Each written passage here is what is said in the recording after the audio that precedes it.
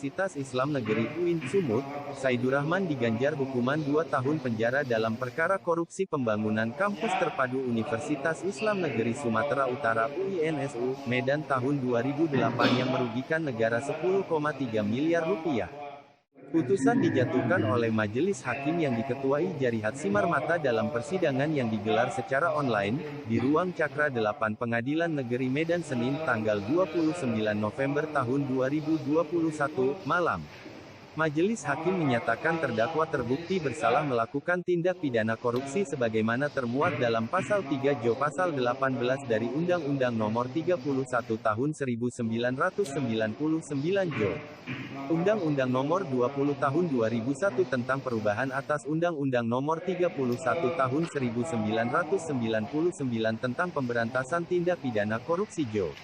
Pasal 55 ayat 1 pertama KUH pidana menyatakan terdakwa bersalah melakukan tindak pidana korupsi secara bersama-sama, ucap Jarihat Simarmata. Tidak hanya Saidurrahman, dalam persidangan tersebut Majelis Hakim juga menjatuhkan hukuman masing-masing 3 tahun penjara kepada 2 terdakwa lainnya. Kedua terdakwa tersebut yakni ex-pejabat pembuat komitmen PPK pada pekerjaan itu Syahrudin Siregar dan Direktur PT Multikarya Bisnis Perkasa, Joni Siswoyo selaku rekanan. Ketiganya juga dihukum membayar denda masing-masing sebesar 500 juta rupiah subsidiar 1 bulan kurungan.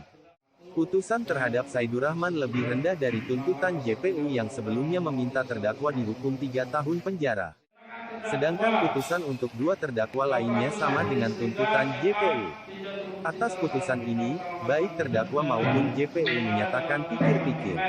Sebelumnya dalam dakwaan yang dibacakan secara bergantian oleh JPU Robertson Pakpakan dan Henry Edison disebutkan kasus ini bermula pada tahun anggaran 2018 Universitas Islam Negeri Sumatera Utara mendapat anggaran berdasarkan daftar isian pelaksanaan anggaran, DIPAK nomor, Sep DIPA 025-424.007 per 2018 untuk pembangunan gedung perkuliahan terpadu Universitas Islam Negeri Sumatera Utara UINSU, yang dananya bersumber dari dana APBN Surat Berharga Syariah Negara SBSN, dengan nominal pagu anggaran sebesar Rp.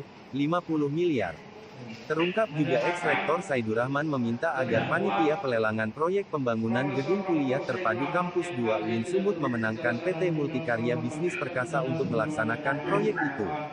Bahwa untuk merealisasikan hal tersebut, Saksi Marudut menemui Ketua Pokja Saksi Rizky Anggraini meminta bantuannya agar mau bekerjasama agar dalam proses lelang, panitia Pokja memenangkan perusahaan PT Multikarya Bisnis Perkasa yang akan melaksanakan pembangunan gedung kuliah terpadu, sebut JPU Robertson dalam persidangan yang digelar secara virtual itu.